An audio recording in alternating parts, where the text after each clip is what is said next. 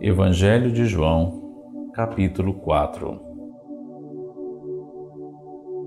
Quando o Senhor ouviu dizer que os fariseus sabiam que ele estava fazendo mais discípulos e batizava mais pessoas do que João, embora Jesus mesmo não os batizasse, e sim os seus discípulos, deixou a Judéia e voltou novamente para a Galiléia. No caminho, teve de passar por Samaria. Assim, ele chegou a uma cidade de Samaria chamada Sicar, situada na propriedade que Jacó tinha dado ao seu filho José. Havia ali o poço de Jacó.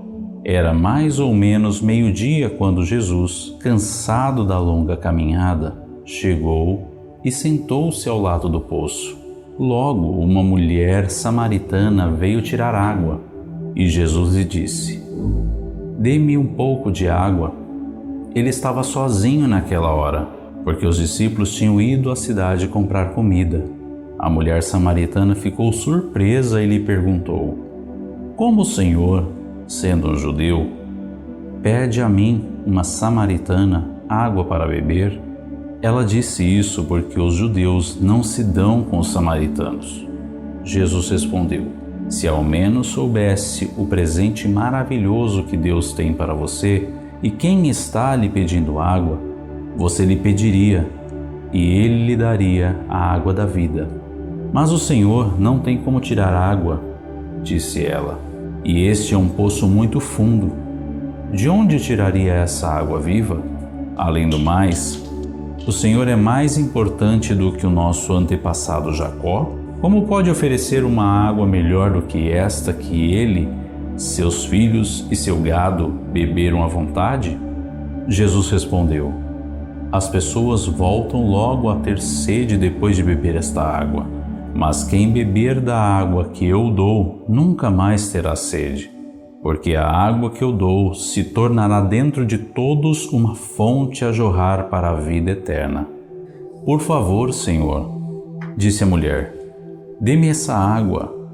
Assim eu nunca mais terei sede, nem terei de fazer essa longa caminhada até aqui para tirar água." "Vá buscar seu marido," disse Jesus. "Mas eu não tenho marido," respondeu a mulher. "Isso é verdade, que você não tem marido," falou Jesus, "pois você já teve 5 maridos e o homem com o qual está vivendo agora não é seu marido. Sim, você falou a verdade."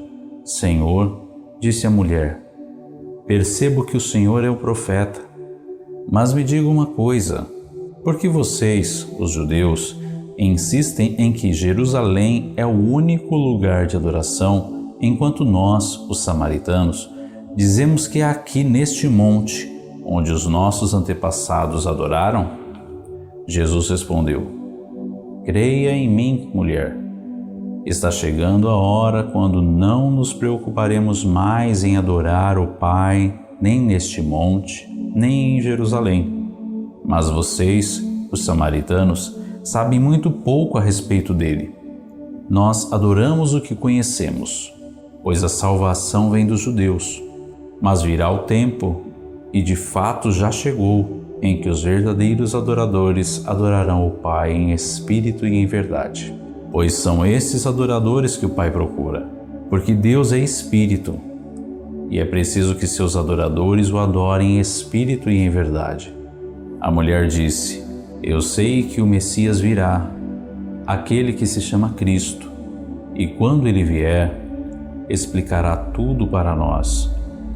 Então Jesus lhe disse: "Eu sou o Messias, eu que estou falando com você." Naquele momento chegaram seus discípulos. Eles ficaram surpresos de encontrar Jesus falando com uma mulher, mas nenhum deles perguntou a Jesus o motivo de ele estar conversando com ela. Nisso a mulher deixou o seu cântaro ao lado do poço, voltou à aldeia e disse a todo mundo: "Venham conhecer um homem que me disse tudo quanto eu já fiz na vida. Será que este não pode ser o Cristo?" Então o povo veio da cidade correndo para ver Jesus. Enquanto isso, os discípulos insistiam com ele: "Mestre, coma alguma coisa." Mas ele respondeu: Eu tenho uma comida que vocês não conhecem. Quem terá trazido essa comida? Perguntaram os discípulos uns aos outros. Foi quando Jesus explicou: A minha comida é fazer a vontade daquele que me enviou e terminar a sua obra. Vocês costumam dizer: o trabalho da colheita só começará quando terminar o verão, daqui a 4 meses. Eu lhes digo: olhem em volta de vocês e vejam os campos. Eles já estão maduros para a colheita. Os ceifeiros já receberam seus salários e eles estão colhendo fruto para a vida eterna. Que alegrias estão reservadas tanto para o semeador como para os ceifeiros juntos. Pois é verdadeiro o ditado: um semeia e outro faz a colheita. Eu enviei vocês para colher onde não plantaram. Outros fizeram o serviço duro e vocês aproveitaram o trabalho deles. E muitos samaritanos daquela cidade creram nele por causa da declaração da mulher. Ele me disse tudo quanto eu já fiz na vida.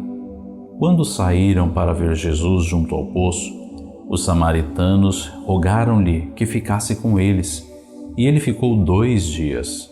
Muitos outros creram nele ao ouvir a sua palavra. Então disseram à mulher: agora nós cremos porque ouvimos Jesus por nós mesmos, e não somente por causa do que você nos contou. Ele é na verdade o Salvador do mundo. Depois de 2 dias, ele partiu para a Galiléia, pois como Jesus costumava dizer, um profeta é honrado em toda parte, menos em sua própria terra. Quando chegou a Galiléia, os judeus receberam Jesus de braços abertos, porque tinham estado em Jerusalém durante a comemoração da Páscoa e viram tudo o que ele fizera. Em sua viagem pela Galiléia, Jesus chegou à cidade de Caná, onde havia transformado água em vinho. E havia ali um homem da cidade de Cafarnaum, oficial do governo, cujo filho estava muito doente. Quando ele soube que Jesus tinha chegado da Judéia e viajava pela Galiléia, este homem foi procurar Jesus e pediu a ele que viesse a Cafarnaum para curar o seu filho, que a essa altura se achava às portas da morte. Jesus disse: nenhum de vocês vai crer em mim se eu não fizer sinais e maravilhas. O oficial do rei implorava: Senhor, por favor, venha já, antes que meu filho morra. Então Jesus lhe disse: volte para casa, o seu filho está curado. O homem creu em Jesus e foi para casa. Enquanto ele estava caminhando, alguns dos seus servos vieram ao seu encontro com a notícia de que tudo ia bem, o filho dele estava vivo. Ele perguntou quando o rapaz havia começado a sentir-se melhor, e eles responderam: ontem à tarde, em torno da 1h, a febre o deixou.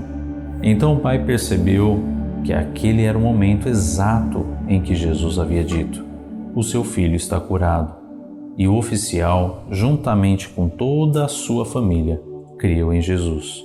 Este foi o segundo sinal miraculoso de Jesus na Galiléia, depois de chegar à Judéia.